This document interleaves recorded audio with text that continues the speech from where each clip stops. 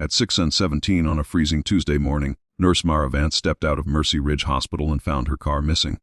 She stood beneath the yellow security light, staring at an empty parking space while rain hissed against the pavement. A bright orange towing notice fluttered on the curb. Unauthorized parking, it said. Mara checked her employee badge, then the hospital permit hanging from her rearview mirror and the photo on her phone. Both were valid. She called the number on the notice. A man answered after 3 rings. Vance. Yes. Where is my car? Impounded. Why? Because I said so. She recognized the voice. Officer Dean Harlan, the patrolman who had stopped her twice that month for minor technicalities. That is not a legal reason, Mara said quietly. Harlan laughed. Then maybe you should learn how the world works before telling cops what the law is. And Mara looked through the hospital windows. An ambulance arrived, siren fading into the storm. I have a 12-hour shift. Bah, take the bus. The line went dead.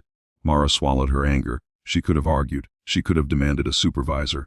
Instead, she picked up her medical bag and walked toward the emergency entrance. Nobody noticed the humiliation on her face. That was exactly how she preferred it. For the next 6 hours, Mara disappeared into the controlled chaos of emergency medicine. She stitched a construction worker's hand, stabilized a child with severe asthma, and stayed beside an elderly patient whose frightened wife kept asking whether he would survive. Then, shortly after noon, every monitor in the emergency department screamed at once. A convoy had collided on the interstate. 4 vehicles, 23 injured, and among them were 6 federal contractors traveling under sealed military orders. The ambulance doors burst open. Multiple trauma. A paramedic shouted, "We need blood, surgeons, everybody." Mara ran toward the first stretcher. A young man was bleeding from his abdomen. Another had a crushed leg. A third was unconscious, his breathing shallow. Then Mara saw the 4th patient. A broad-shouldered man in civilian clothes lay beneath a torn blanket. His wrist carried a Smolik band marked with 3 faded letters. Ravon. Only for half a second. Then she moved. "Pressure here," she ordered. A resident blinked. "You're not the lead nurse." "I know." "Then don't give orders." Mara looked directly at him. "Unless you want him dead, listen." The resident pressed down. The patient's blood pressure collapsed. "Massive internal bleed," Mara said. "He needs an operating room now." The surgeon shook his head. "CT first. No time. We need confirmation." Mara pointed at the patient's abdomen. "His pelvis is unstable, his left pupil is reacting slowly, and his pulse is narrowing. He has less than 8 minutes." The surgeon hesitated. Then the patient whispered through clenched teeth, "Mara." She stared at him. He smiled weakly, still giving orders. "Phoenix." The entire trauma bay went silent. The name struck her like a gunshot. Phoenix. Nobody at Mercy Ridge knew that name. Nobody was supposed to. Mara leaned close. "Don't say another word." But it was too late. The patient was Captain Elias Rourke, a decorated Army Special Operations officer whose convoy had been transporting sensitive equipment, and he recognized her, not as Nurse Vance, as Major Mara Vance. 3 years earlier she had commanded a classified combat medical evacuation unit in Afghanistan. The hospital staff stared as if they had suddenly discovered their quiet nurse had been living another life.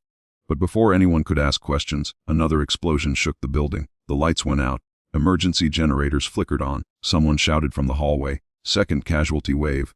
Then gunfire cracked outside. The hospital locked down. Mara's expression changed instantly. Everyone away from the windows.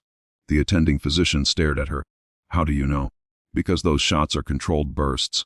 She grabbed a radio from security. "Shell the emergency entrance. Move pediatric patients to the interior wing. Kill exterior lights. Nobody opens a door without visual confirmation." The security chief looked offended. "Mom, this is a hospital." Mara looked at him. "Exactly. Which means whoever is coming knows you are not prepared."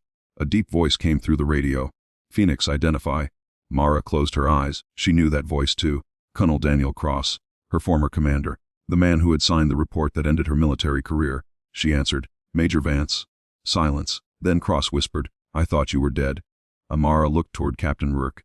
"So did I." The truth began unfolding. 3 years earlier, Mara's unit had been ambushed while evacuating wounded soldiers. Their extraction helicopter had been destroyed. Mara had stayed behind for 9 hours, treating 21 casualties under fire.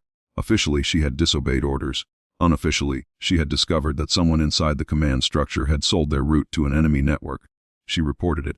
The evidence vanished. Her testimony disappeared, and Mara was forced out. Now the same network had followed Rourke's convoy to Mercy Ridge. They wanted one thing, a military drive hidden inside his medical equipment case. Mara understood immediately. "They are not here for the patients," she said. Cross answered through the radio. "No, they are here for the drive." Captain Rourke suddenly grabbed Mara's wrist. "Don't let them get it." "I won't." A bullet shattered the glass doors. People screamed. Mara moved with terrifying calm. She dragged a supply cart across the entrance and ordered the nurses to move patients deeper into the building. The hospital administrator whispered, "Who are you?" Mara did not look back. Someone who already lost one team. Then the lights died again. Footsteps echoed in the darkness. 3 men entered through the loading corridor. Mara heard them before she saw them. She knew their movement. Military training. But sloppy. She whispered to the security chief, "When I say go, trigger the fire doors." "What are you planning? Ending this?" The first intruder appeared. Mara threw a metal tray. It struck his weapon hand. The gun fell. Security tackled him. The second man raised his weapon. Mara stepped sideways, slammed his wrist against the wall, and disarmed him with a movement so fast the security chief barely understood what happened. The third man ran toward the trauma ward. Mara chased him. He burst through the doors and aimed at Captain Rourke. Mara stepped between them. The gunman stopped. "You," he whispered. Mara smiled sadly. "You should have remembered Afghanistan." He fired. The shot struck the armored equipment case beside her. Mara lunged forward. Seconds later, the man was on the floor. Silence returned. Then police sirens flooded the street. Officer Dean Harlan arrived with other patrol officers. He rushed inside and saw Mara standing over the captured attackers. His face drained of color. "You?" Mara looked at him. "You towed my car." Harlan swallowed. "I was following procedure." "No," said the hospital administrator. "You were retaliating against her." Harlan looked confused.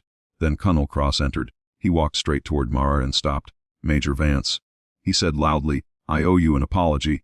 Everyone heard it. Cross revealed that he had recently recovered the missing evidence from Mara's old case. The officer who had falsified her report had been connected to the same criminal network. And Harlan, he had been feeding them information. The tow had not been random. Harlan had used Mara's car as an excuse to photograph her hospital badge, schedule and access credentials. Mara stared at him. "So you were watching me?" Harlan lowered his eyes. "Yes, police arrested him." But Mara did not celebrate. She walked back to Captain Rourke, whose surgery had finally begun. Hours later, he survived. At sunrise, Mara stood alone outside Mercy Ridge. Her recovered car rolled into the parking lot. The tow company driver stepped out and handed her the keys. "I was told to apologize," he said. Mara smiled faintly. "Just do your job honestly." He nodded. Inside, the hospital staff gathered near the nurse's station. The resident who had doubted her approached. "I owe you one." Mara shook her head. "You owe the patient excellent care." The resident smiled. "Yes, Major." For the first time, Mara laughed. Then Captain Rourke appeared in a wheelchair. "You know," he said, "Phoenix was never your code name because you survived." Mara looked at him. "Then why?" "Because every time they thought they had destroyed you, you came back carrying somebody else." Her eyes filled with tears. She had spent 3 years believing her service had ended in failure. Now she understood something different. Her uniform had been taken. Her rank had been erased. Her medals had been locked away.